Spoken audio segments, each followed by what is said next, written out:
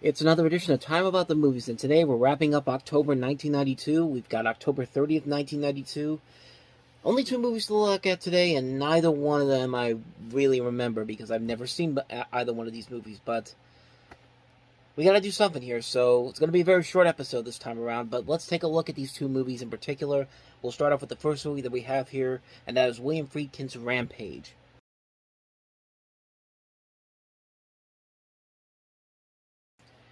Okay, so something of note about this particular movie, this was actually filmed all the way back in 1986 in Stockton, California, and it had one screening in 1987 at the Boston Film Festival, and actually ran in theaters in some European countries in the 1980s. But the studio that was going to put this out, DEG, which was Dino De Laurentiis' production company, his studio, they went bankrupt, so the film had to sit on a shelf for a number of years, and for 5 years to be exact. During that time, William Friedkin, the director of this movie, as I mentioned before, he changed the ending to this movie. So instead of the killer committing suicide in jail, they actually changed it around where he actually has a happier, kind of a happier ending to it. Which, judging by that trailer, this guy does not deserve any kind of happy ending whatsoever. But Miramax picked it up, took it out of bankruptcy, and re-released it on this weekend. But according to William Friedkin, this was actually one of the lowest points of his career, which, considering what he did in between this and when the actual movie came out, that says a lot, because he did this and then he did The Guardian, which we all remember how great that movie was. And by great, I mean not great whatsoever.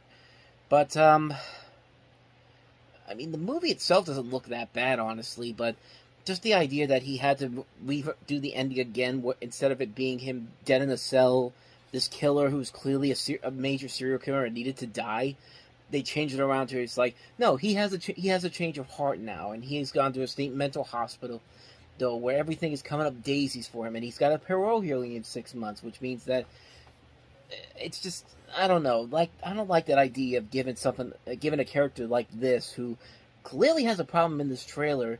Let's give him a happy ending. It's like later on a couple years from now with a movie like The Scarlet Letter, which was also criticized for adding a happy ending to something that really does not deserve a happy ending whatsoever.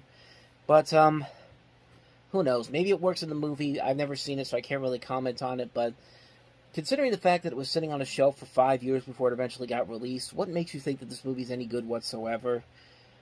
So, I don't know. Me personally, I probably will never watch it, but who knows? Maybe it's a little gem that nobody really knows about. But considering the fact that it was sitting on a shelf for the longest time, probably means it wasn't all that good to begin with. So that's just my quick thinking on Rampage, just from the trailer alone. Let's go ahead and move on to the last movie that we have here. Again, haven't seen this one, so we'll be quick on this one too. It's John Jucamen's The Lover.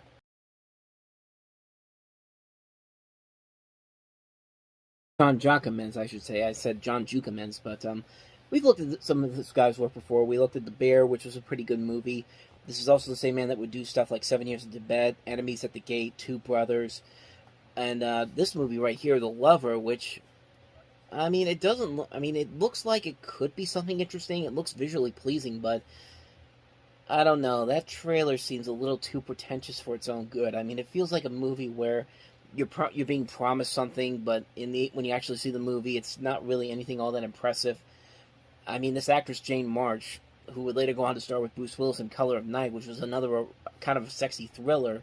This was more of a sexy drama, but I don't know. I don't really think that she was that good of an actress to begin with, because I've barely seen any of the movies that she was in, and the ones I have seen were not very good, and there's just nothing really interesting about the story whatsoever that we haven't seen done better in other movies, just from the looks of this trailer. Who knows? Maybe it's something that you have to just look at and see for yourself, but I don't know, man. That trailer, again, seems very pretentious to me. Like, it feels like something where it's cock-teasing you to go see this movie because you know there's going to be some nice sex scenes or something like that between these two sexy actors and actresses, but you probably won't get anything at all. I don't know. Again, I don't know. I haven't seen it, so I can't really say anything too much about it, but who knows? It's not something that I've quickly on my radar to see, but it could go either way, honestly. I don't really know what to say, but just that it came out this weekend, and that's pretty much all I got to say about The Lover, is that it came out this weekend. The trailer didn't woo me over. That's really all I got for you.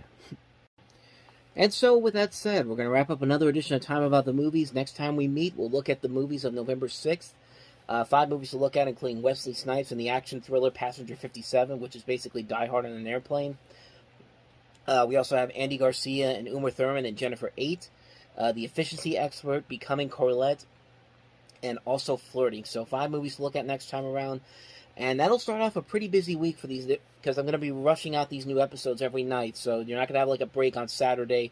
We're just going to go through the last 8 weeks of 1992, all next week, starting on Sunday, going into next Sunday, because I'm going to be doing something next Sunday. I'm not going to tell you what it is just yet. I'm going to leave that as a surprise, but let's just say there won't be a week of new episodes of Time About the Movies during Halloween week, but then we'll be back the weekend after that for the first ever Time About the Movies weekend, where I'm going to try to put out as many episodes as I can as we try to get through 1993 as quickly as we can, and that'll continue on into the week. There'll be multiple episodes starting on November 5th, Saturday, November 5th, so we'll delve more into that as we go along with the week, but of course tomorrow we'll have a new Movie Step episode. I'm going to go see Black Adam tomorrow for a Talk About the Movies episode, so be on the lookout for that this weekend. And of course, Stairway to 7. So you're still going to get to see a lot from this channel this weekend, and I hope you will join us for that. But until then, thank you very much for watching, and if you want to see more videos like this, please hit the playlist on the next page, check out the previous episode, and I will see you next time for another video. So thank you for watching, I'll see you next time, and until then, as always, take care.